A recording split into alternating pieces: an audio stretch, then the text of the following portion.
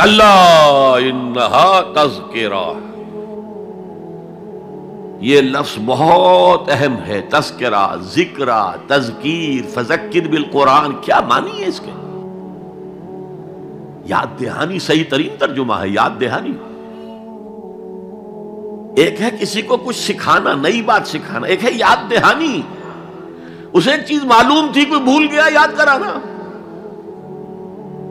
جیسے آپ کے کسی دوست نے آپ کو بہت قیمتی قلم دیا تھا، آپ نے اسے بہت سنبھال کر اپنے ٹرنک میں رکھ دیا،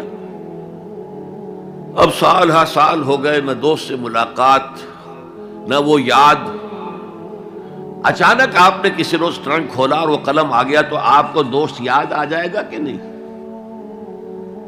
اسی لیے قرآن آفاق و انفس کے لیے آیات کہتا ہے، ہم اپنی آیات دکھائیں گے تمہیں، نشانی جس کو دیکھ کر تم ہمیں پہچانو گے۔ اور تذکرہ کا مطلب کیا ہے؟ پوٹینشلی ایمان ہر انسان کے دل میں موجود ہے، یہ جو روح جو ہمارے قلب کی مسکن مکین ہے، اس میں اللہ کی معرفت بھی ہے، اللہ کی محبت بھی ہے۔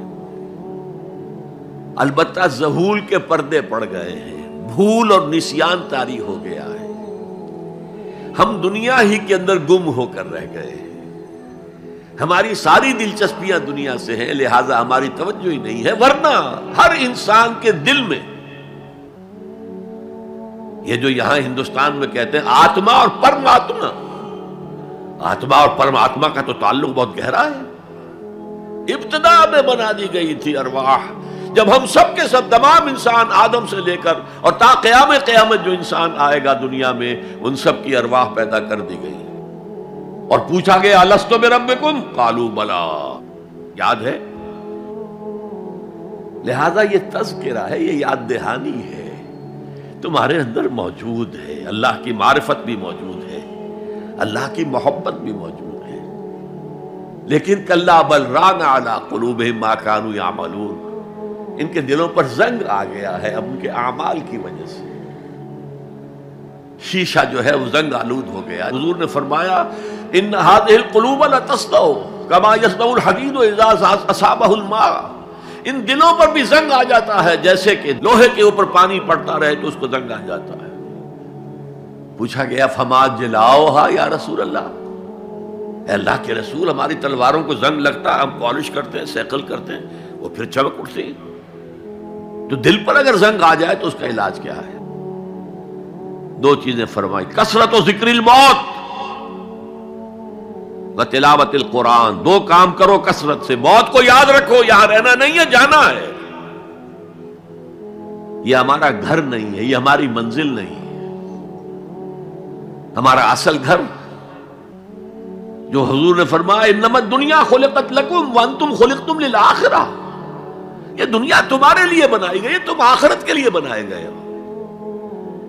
اسی لیے حضور نے فرمایا کن فی الدنیا کانک غریب عابر السبیل، دنیا میں ایسے رہو جیسے راہ چلتے مسافر ہو یا اجنبی ہو۔ اپنے بارے میں فرمایا مالی والی دنیا، مجھے تمہاری دنیا سے کیا سروکار، انما مثلی کراکب استظل تحت شجرۃ ثم راح فترکھا، میری مثال اس مسافر کی سی ہے جو ذرا سستانے کے لیے کسی درخت کے سائے میں بیٹھتا ہے تھوڑی دیر، وہ اس کا گھر تو نہیں ہے، اس کی منزل نہیں ہے، پھر وہ اس کو چھوڑتا ہے، اپنا راستہ لیتا ہے۔ یہ اگر ہمارا تصور قائم ہو جائے، کلا انہا تذکرہ، اب اس کے بعد جو الفاظ آئے ہیں فی صحف مکرمۃ مرفوعۃ مطہرۃ بایدی سفرۃ کرام بررہ، یہ جو قرآن ہے، جو تذکرہ ہے، یہ بڑے ہی انتہائی پاکیزہ صحیفوں میں ہے، فی صحف مکرمۃ، بڑے باعزت، مرفوعۃ مطہرۃ، مرفوع بلند اور انتہائی پاک، بے ایدی سفرۃ، یہ کن کے ہاتھوں میں ہے؟ لکھنے والے وہ فرشتے، بے ایدی سفرۃ کرام بررہ، جو نہایت باعزت ہے، بہت وفادار ہیں اللہ کے۔ یعنی اصل قرآن کہاں ہے؟ لوح محفوظ میں ہے، اصل قرآن کہاں ہے؟ ابھی اگلی جو پڑھیں گے ہم، کتاب مکنون، چھپی ہوئی کتاب کے اندر ہے. اصل قرآن کہاں ہے؟ وَإِنَّهَا لَفِي أُمِّ الْكِتَابِ لَدَيْنَا لَعَلِيٌّ عَظِيمٌ.